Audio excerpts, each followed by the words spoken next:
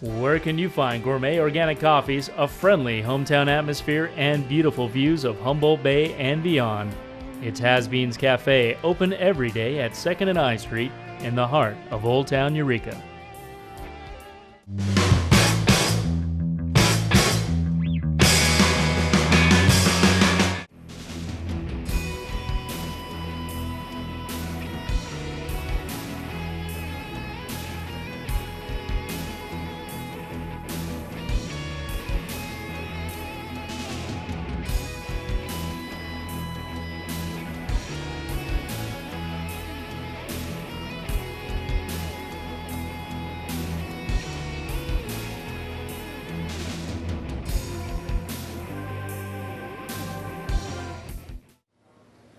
Ladies and gentlemen, thank you for tuning in. This is Charles Douglas of the Humboldt Sentinel here at the Access Humboldt Media Center in Eureka. This issue of Sentinel Interviews, we speak with Jack Nounnan, organizer of Communities for Peace and Justice. He discusses his history of education and activism, as well as the most recent efforts he's been making to stop the U.S. Navy's plans for heavy weapons testing off of our Pacific coast. Remember, you can always tune in to new episodes of Sentinel Interviews now that our post-election hiatus is over, every Thursday at 7 o'clock on Access Humboldt Channel 12, with replays every Sunday at 3:30 and Wednesday at 5:30.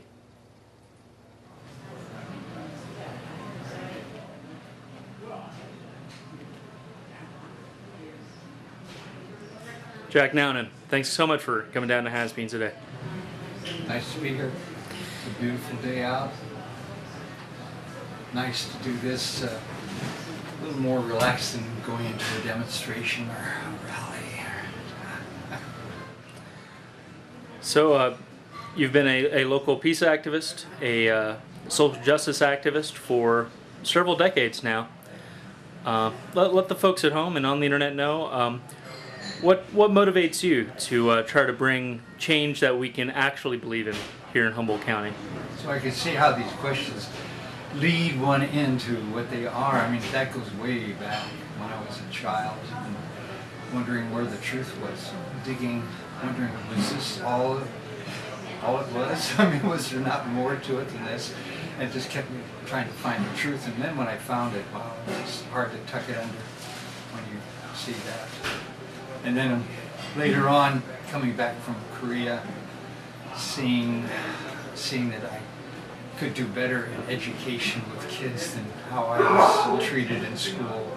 Not that it was like offensive, it's just that I didn't have teachers that really wanted to, like know me before they started to drill me.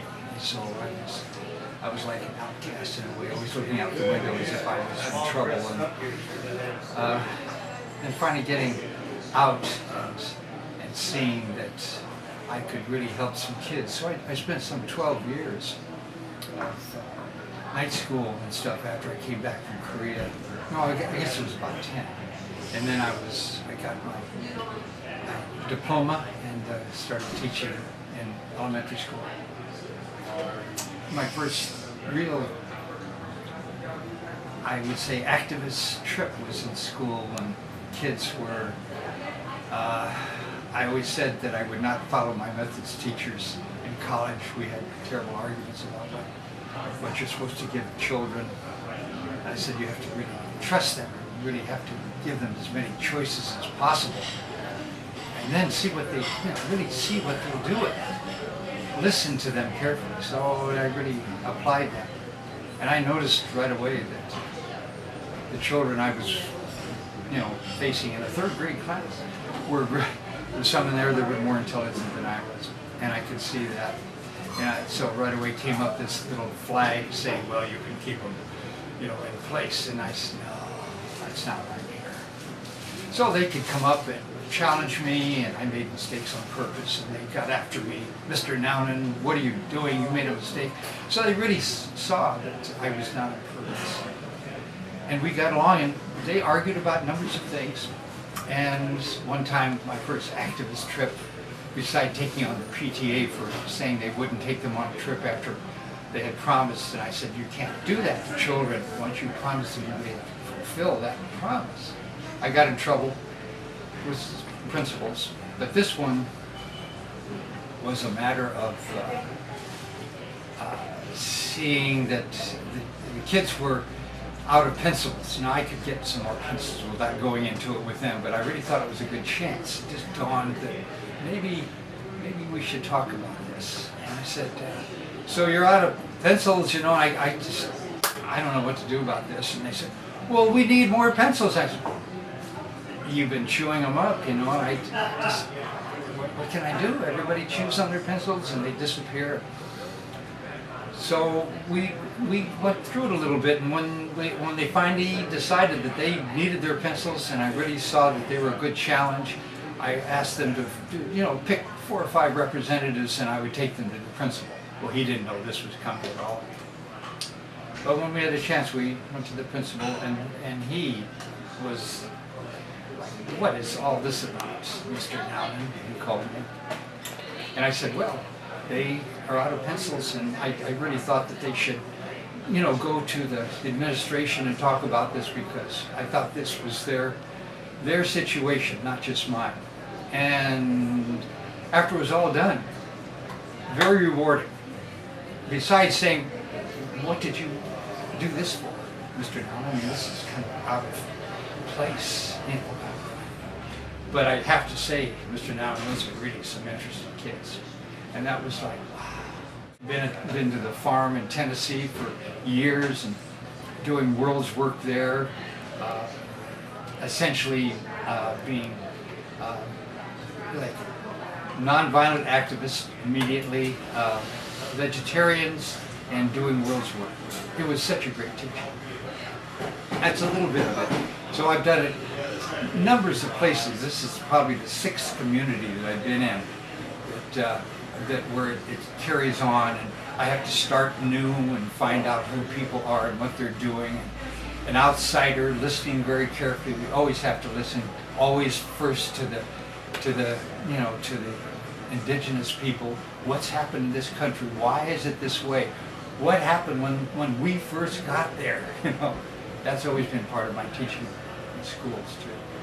And that teaching goes all the way back to a pretty famous commune back in the 1960s, 70s era, the farm. That was in the 70s, but I actually, my first teachings were in 1963 with kids who really, I noticed even then, because Kennedy was killed when that first year, and or the second year, and I found just kids were essentially the beginnings of ideals in them before they became, pure group conscious, and how they really were just floored by that, tears and anguish over it.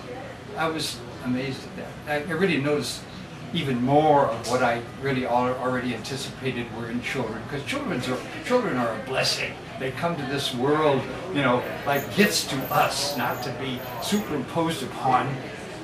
We are guides at our best to fulfill what they're after, and if we can just stay long enough to find out who they are, we just might have a chance to see what they really want, and then help to guide them to get it.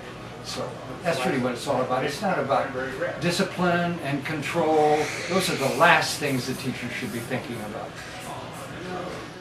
And in this alternative community that you were part of in Tennessee, how did you manage to self-govern yourselves for that long, considering the record of other communes that, kind of came and went pretty quickly?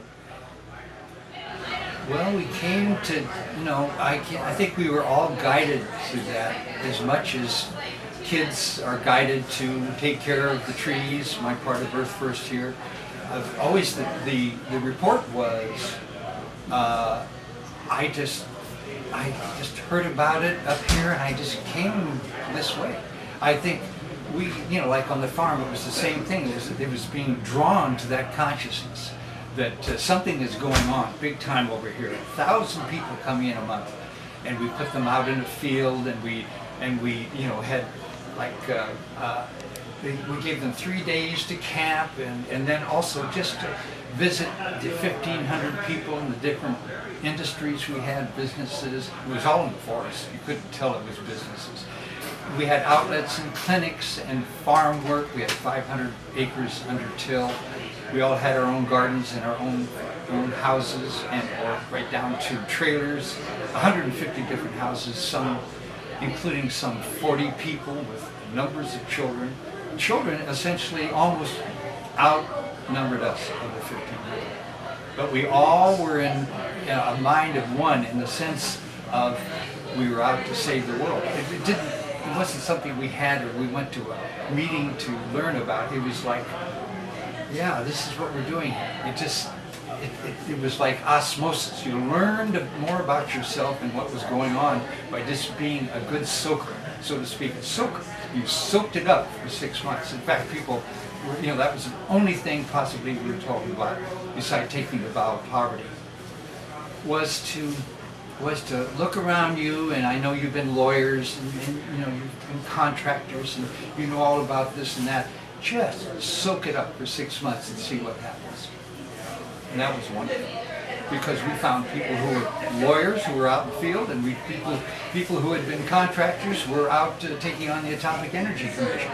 And after 6 months, they really understood a lot more about the abilities they always had, this true identity, what they were after, what their real path would be. That's what we're all about, and that's what teaching kids is all about. What is they really want to do, and then getting on that way. And what would you say you soaked up from that experience? Did that just kind of deepen your commitment to teaching? Yeah, and also being an endless student, always remembering to listen better, to be aware of who I'm with, to see that it all starts by realizing that, there is a relationship going on here. The most important thing of all, possibly in life, is having relationship. If that gets somehow, superimposed upon by, looking at something critically to the point where you can't accept it anymore, or being so skeptical that you won't talk to somebody else, which is basically what's happening in our nation now, and our nation is infecting other cultures. Europe is going after it. Everybody's going to watch who gets on the bus. I mean, it's going to go on and on. We have to take that sense of what we really want and say, well, yes, we're going to have maybe some people after us. Maybe people really will set explosives. Maybe people are terrorists, but this is not the teaching we need to overcome terrorism. This is part of the teaching of terrorism. And definitely you've had to confront in recent years the fact that regardless of which party's in power, we do see a systematic campaign of state-sponsored terrorism afoot right here in this country. Really, it's hard to talk about those things. It's hard to talk about anything that's like such a terrible issue, such as the Navy testing and killing of mammals. It's so hard for an activist who is a nonviolent activist to even bring up the truth, but we've got to bring up the truth. And if we bring up the truth, it almost looks by just pointing out what that particular issue is, it's almost like an attack in itself. But we must expose the truth, and then we can begin the healing. If we don't know what we're after, it's really hard. So it's a constant situation of educating people, educating ourselves to what we have to do better again today or tomorrow. It's an interesting process, something we never give up on. And something we'll get to as we get to part 2 of our interview here at Has Beans Cafe with Jack Nounnan, local peace and social justice activist.